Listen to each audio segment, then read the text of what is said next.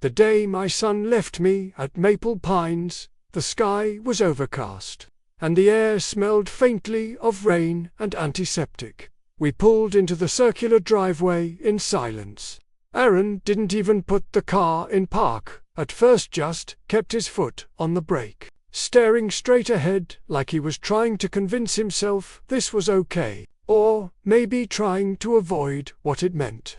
Eventually, he shifted, cut the engine, and stepped out without looking at me. "Come on, Dad," he said, opening my door. "Let's get you settled in." Settled in? Like I was a plant being Didn't say much. I just nodded, my hand tight around the handle of the suitcase I'd packed myself. A lifetime of memories, compressed into one worn leather bag and a cardboard box taped shut in the back seat. He'd told me I didn't need to bring much. They've got everything there.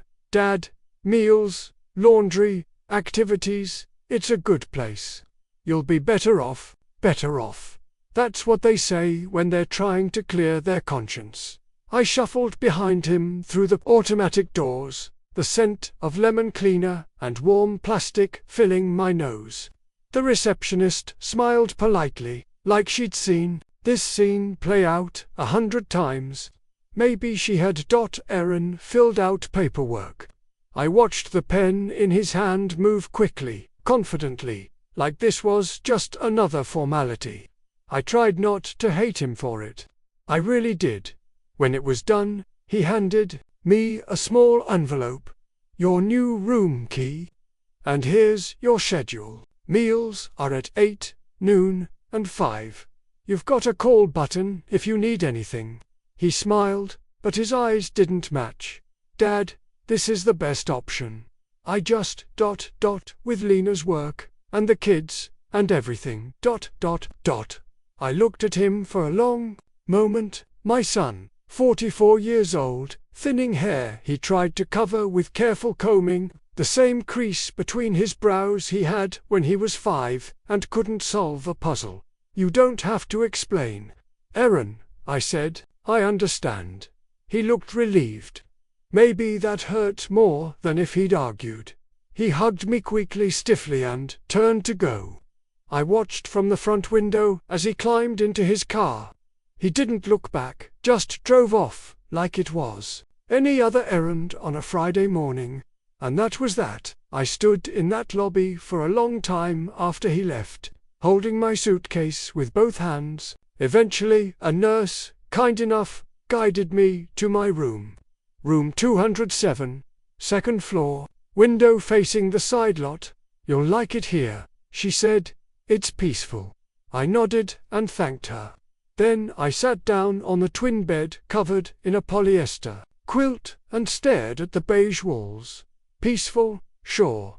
What they didn't tell you about places like Maple Pines was how quiet they are. Not the good kind of quiet. The kind that presses in on your ears, like you're underwater. The kind where you hear the ticking of the clock more than your own breath. I missed my house already. The creak of the stairs in the morning. The sound of the coffee pot bubbling. Margaret's old record player still sitting in the living room where she left it. She'd have hated this place. I could almost hear her voice. "You're not a potted plant, George. You don't need to be shelved away." But she was gone now. 5 years in the ground and still more present in my life than the son who left me here. And here's the part no one knows. 2 weeks before that day, before the drive, before the goodbye, stopped at the corner gas station on Main and bought a lottery ticket. No special occasion, no lucky numbers. Just loose change in my pocket and a flash of impulse.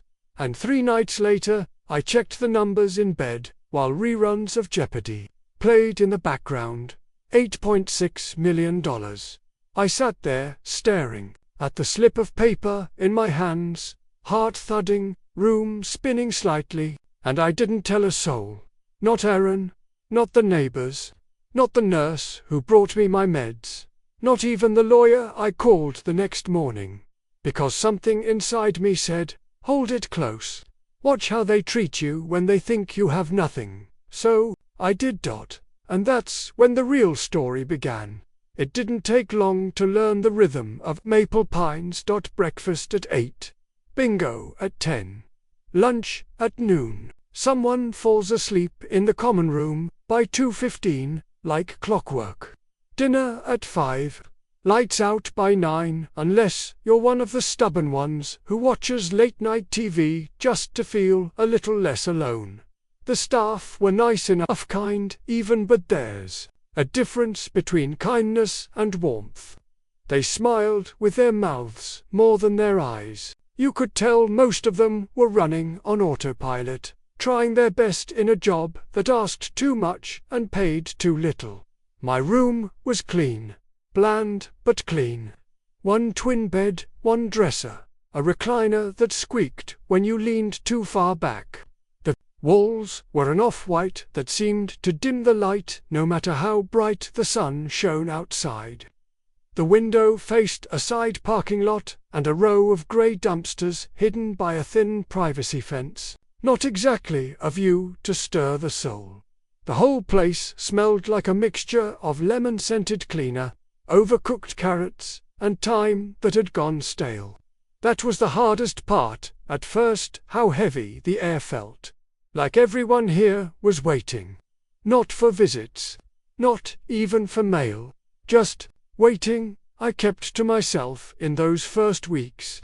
Didn't want to join the card games.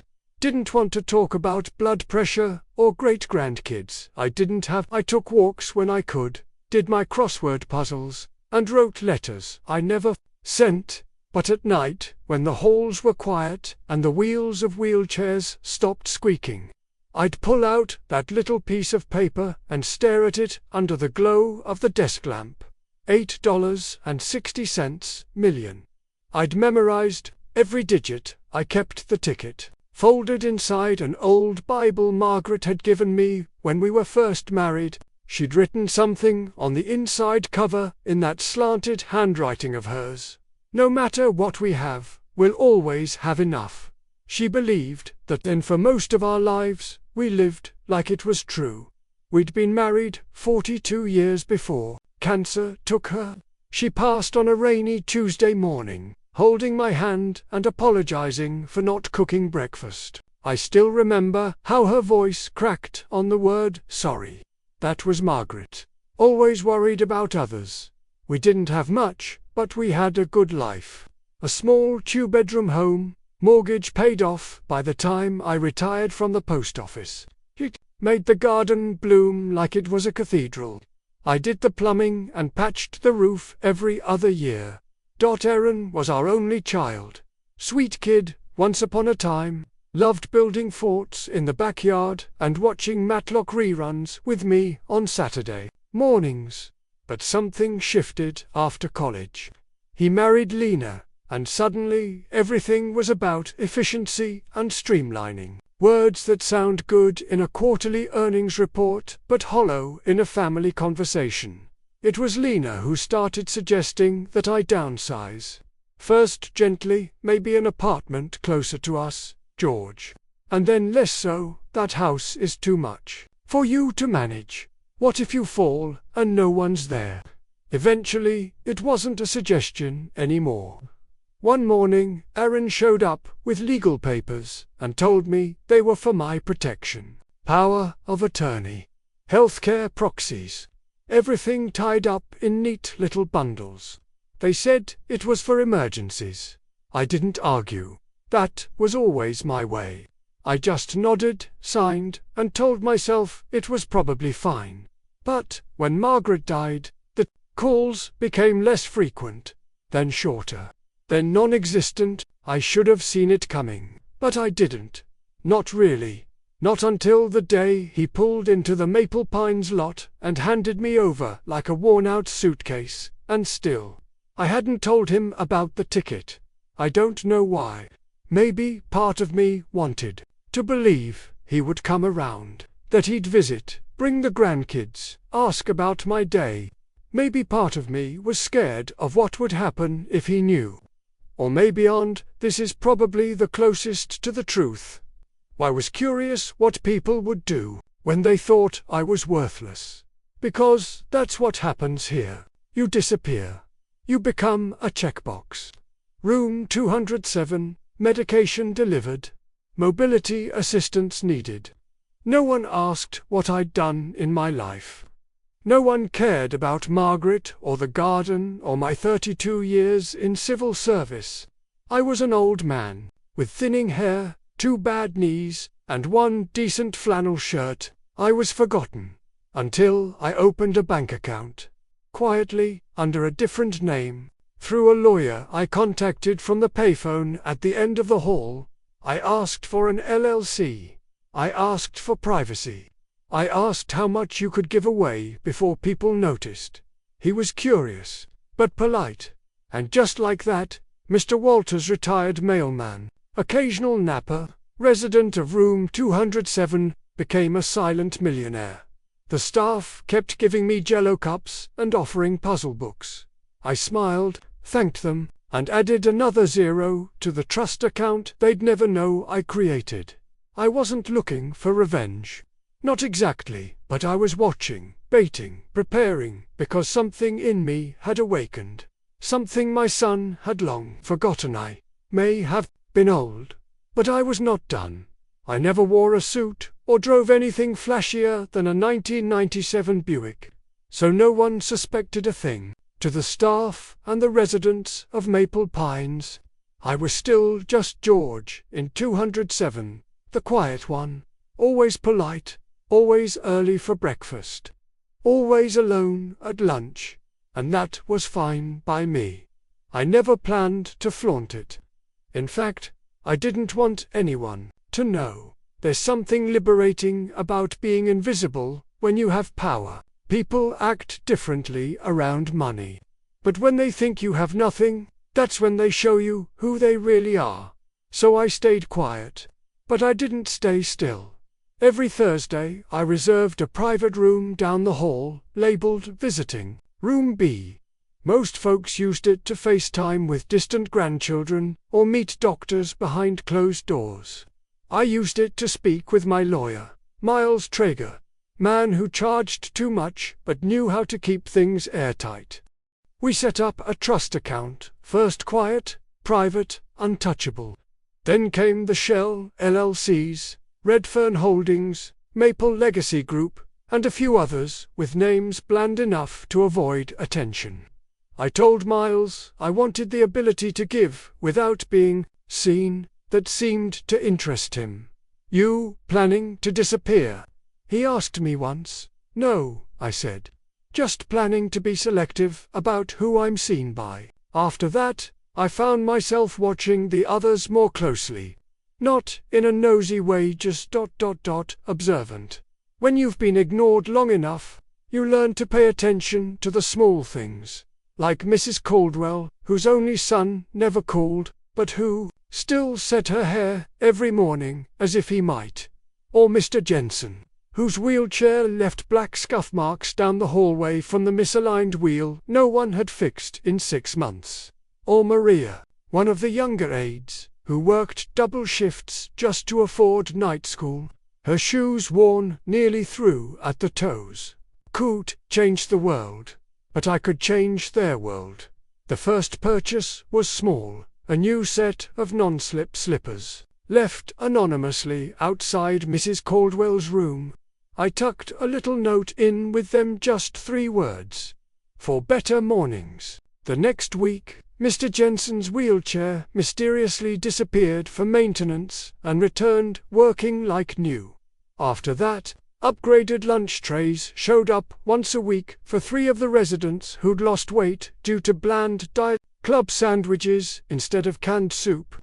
Cheesecake instead of vanilla pudding. Nobody ever saw who did it.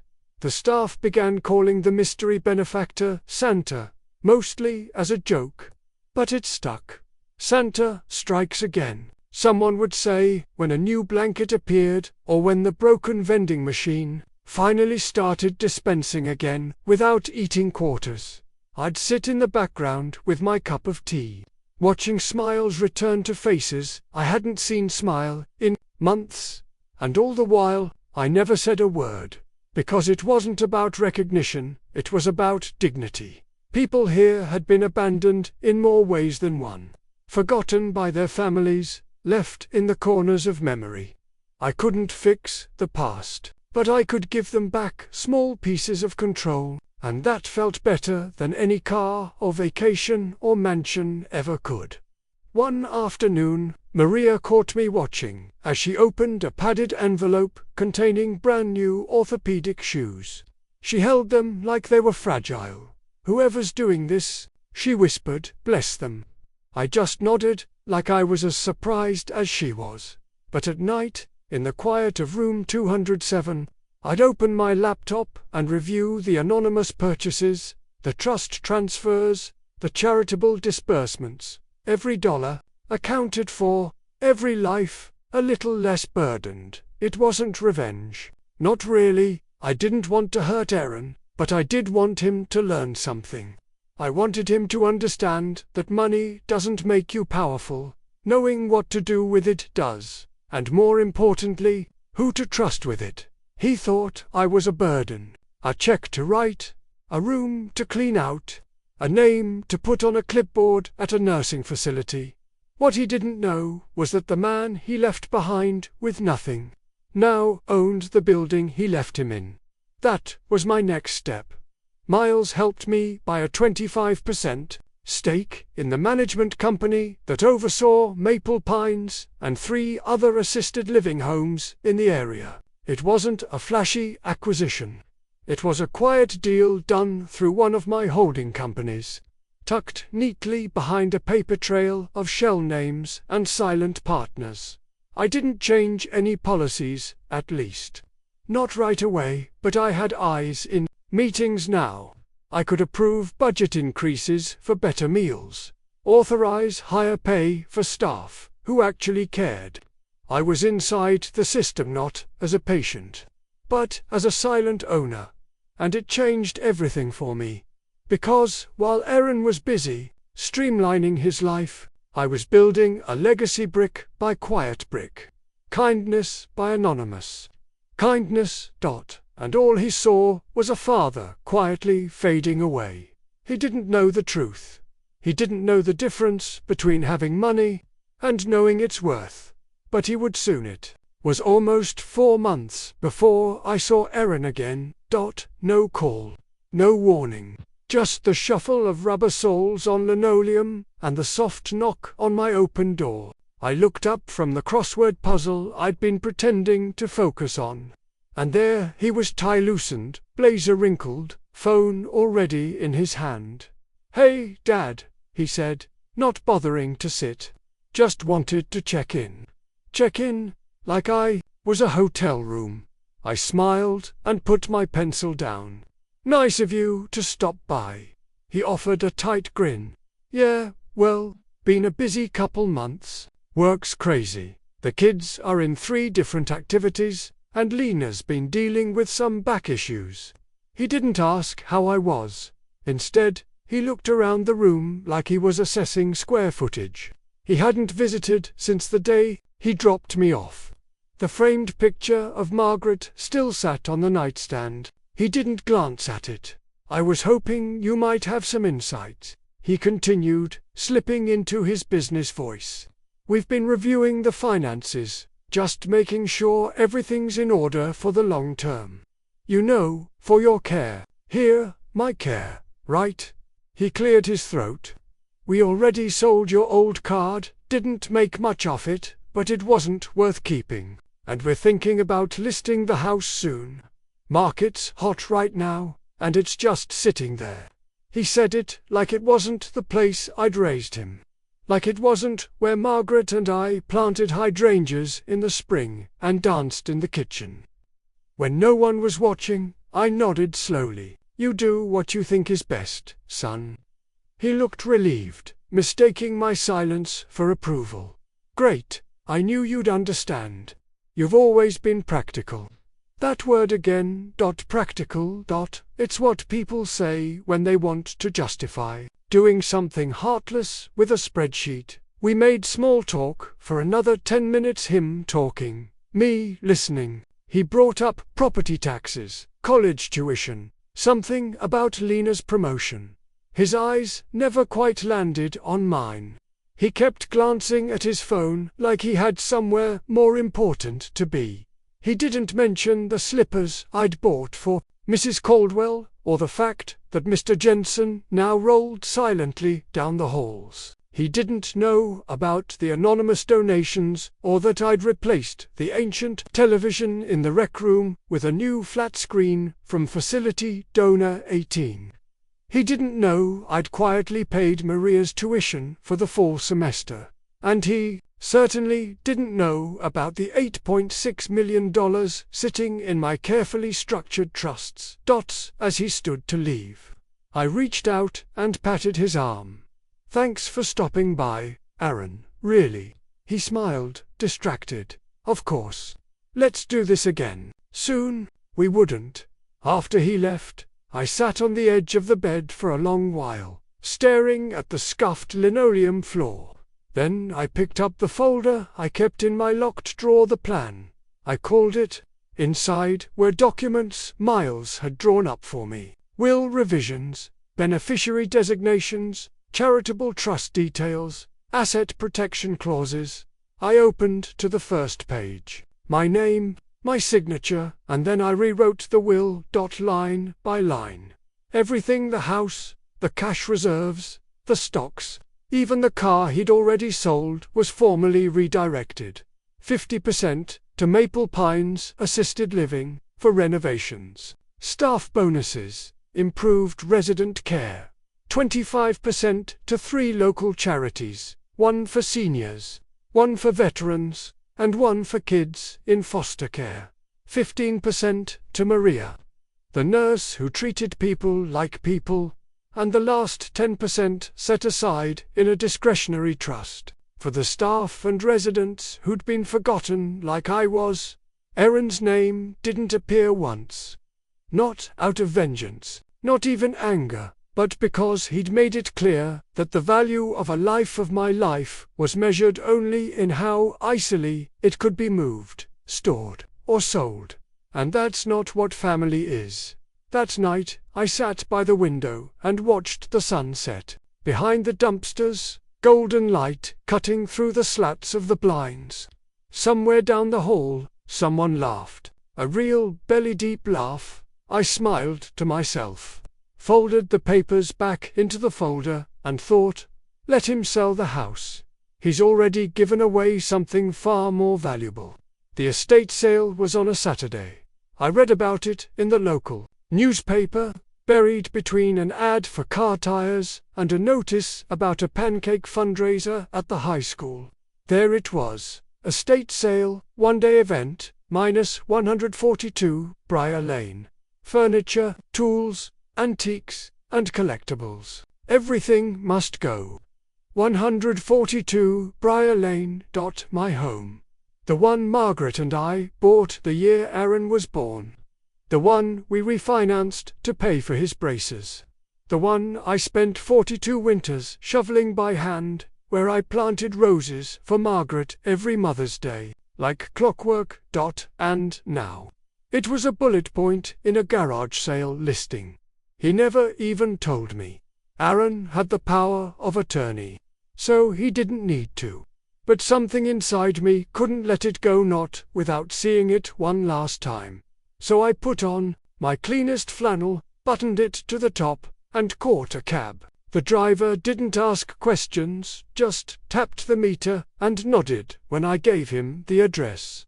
When we pulled up, I didn't recognize it at first.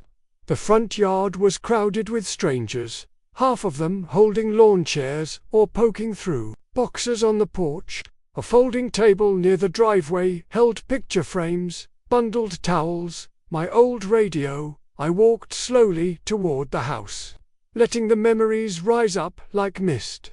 There was a wind chime still hanging near the porch that Margaret bought at a roadside market in Tennessee. The sound of it nearly brought me to my knees. People were everywhere, browsing, haggling, laughing, like this was just another weekend errand. I stepped inside and stopped cold. The living room was half empty, the furniture tagged with orange stickers. $50 for the recliner. $20 for the lamp. $100 for the dresser. They were selling my life by the piece. I drifted toward the hallway. The door to the master bedroom was open. Inside, two women were holding up Margaret's quilt patchwork, hand-sewn every square from a dress or curtain she'd once loved.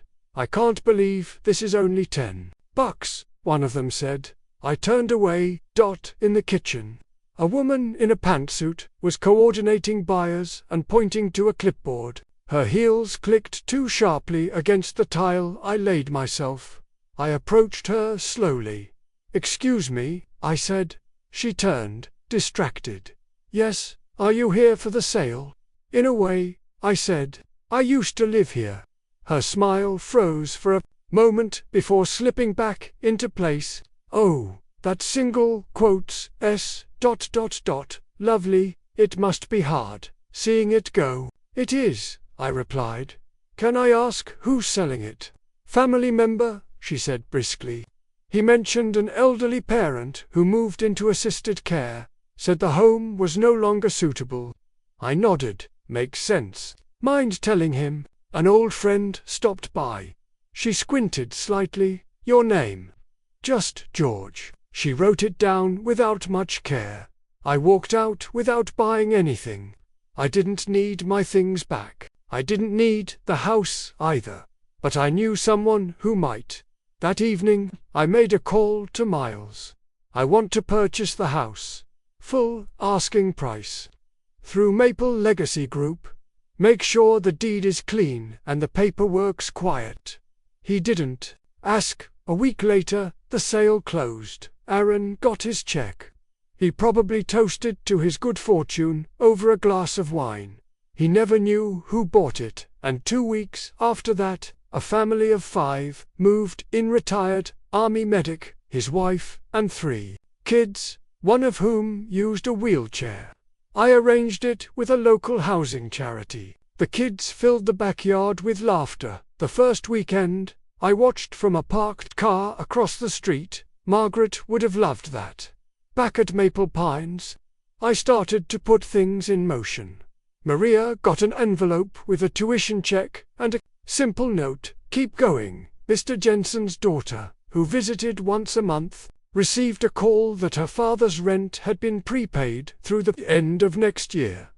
Mrs. Caldwell found a brand new vanity set in her room, just like the one she remembered from her youth, and I made a quiet appointment with the facility director. "I'm checking out," I said. She blinked permanently. "Yes," I smiled. "It's time, but where will you go?" I didn't answer, not because I didn't trust her, but because I didn't need anyone to understand, not yet. Some departures deserve silence, others deserve poetry. Mine would have both. I left on a Thursday morning, no fanfare, no speeches, just a simple checkout slip, signed with the same careful script I'd used to fill out mail forms for 30 years at the post office. My room was already clean. I'd stripped the bed, folded the blanket, and left the keys and call button on the nightstand beside Margaret's picture. I whispered to her before I closed the door. "We're going home now, love." A private sedan pulled up outside. Not a limousine, not flashy, just a quiet, black town car with tinted windows and a driver, who opened the door without a word. I climbed in, taking one last look at the Maple Pines sign through the rearview mirror. I didn't wave. That place had served its purpose. The cottage sat on the edge of a quiet lake an hour north, secluded.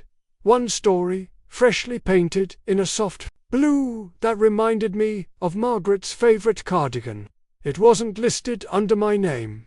It belonged to a company I owned, Redfern Holdings, and the utilities were paid 2 years in advance. Even the mail went through a forwarding service. Privacy wasn't paranoia, it was peace. Inside, the floors were warm pine, the windows wide and clear. There was a fireplace, a small dock, a rocking chair on the porch, with a view of the water that turned golden at sunset. For the first time in years, I slept without the hum of medical equipment, without the muted voices of night shift nurses outside my door. Just crickets, wind, the occasional splash of a fish rising through still water. I didn't disappear entirely. Every month, I had miles my lawyer send donations, through anonymous trusts, a new nurse call system at Maple Pines, heated blankets. For the winter months, say, therapy cat program. The staff had dreamed of starting, but never could afford, and then there were the envelopes. Quiet ones, handwritten, mailed from towns no one looked twice at, always sealed in plain white, always signed, from an old friend. One went to Maria, with a prepaid gift card for textbooks and groceries. Another to Mr. Jensen's son, to cover dental surgery. One more to a staffer, who cried in the stairwell. One night, not knowing I was 2 floors above, hearing everything through the vents, her mother's medical bills were now paid in full. No one knew it was me. That was the point. Let them believe in miracles. Let them wonder if the world still had room for quiet kindness. Months passed like that, calm, slow, intentional. I started writing again, reading more. I learned how to use a tablet, listened to Margaret's old records converted to MP3. I even began feeding the ducks like an old man out of a novel, which, I suppose, I had become. Then, one rainy morning, Miles called. He didn't even say hello, just, he came. Aaron. He had shown up at Maple Pines, red-faced and panicked, after trying to call me for weeks. The staff, bless them, told him gently, "Your father checked out months ago." He didn't understand. Where did he go? We don't know. That answer rattled him. They said his hands shook. He demanded answers, threatened legal action.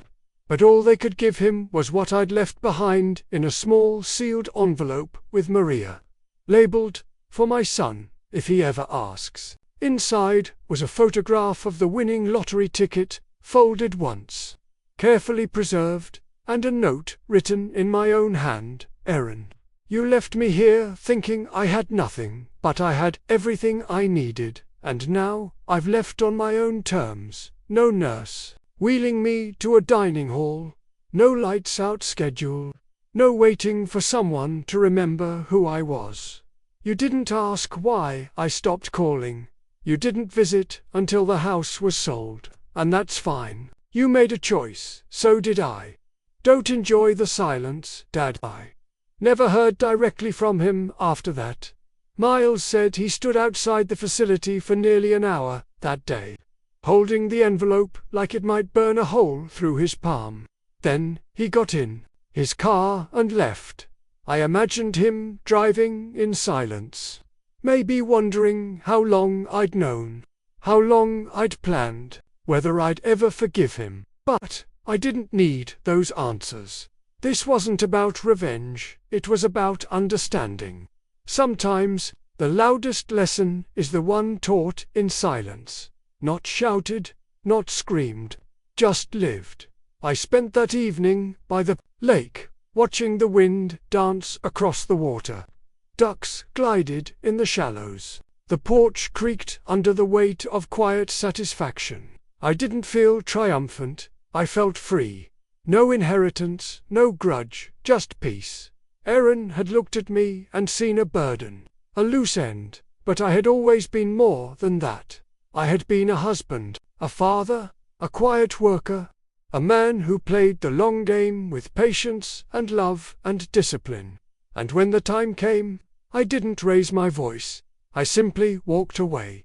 With everything, the lake is quiet in the mornings, the kind of quiet you can feel, not empty, but full of gentle things. Birdsong, water lapping against the dock, the occasional hum of dragonflies skipping just above the surface. This is how I spend most of my days now. Not chasing the news, not checking account balances. Just being. I've taken up gardening again, small things, in pots mostly. Tomatoes, lavender, some basil that's a little stubborn.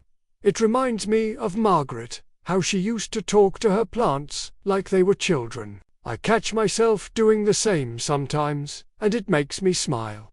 I installed a bird feeder out back. There's a red cardinal that visits every day at 6:15 sharp. I named him Harold. I don't know why. It just seemed to suit him. I bought an iPad, believe it or not. Took me a full week to figure out how to email, and I still type like I've got mittens on, but I'm getting there. I read a lot. I even watch a bit of YouTube. There's this channel that teaches people how to restore old furniture. Find it oddly calming. Funny thing is, I still have all the money. Most of it, anyway. It's sitting in trusts, growing quietly like a well-tended garden. But I don't think about it much, because real wealth, I've learned, isn't measured by numbers. It's measured in choice, in dignity, in timing. It's knowing that when someone casts you aside, you're not broken, you're just underestimated. It's being able to leave a room, a relationship, or a chapter of your life on your terms, not theirs. Aaron still hasn't found me. I don't think he ever will. Not unless I want him to. And I don't hate him. That's the truth. I don't carry anger for him or Lena, or the way they boxed me up like a forgotten photo album. What I don't carry anymore is the weight of needing to be forgiven. Or worse, needing to be loved by someone who only saw me as an obligation. That part of me, the part that waited, has gone quiet. Like the lake. Like Harold the Cardinal. Like the wind through the pines. Sometimes, at night, I sit on the porch with a cup of tea and watch the reflection of the moon shimmer across the water, and I think about all the moments that brought me here. The silence, the sail, the note, the smile Maria gave when she found out her school bill had vanished.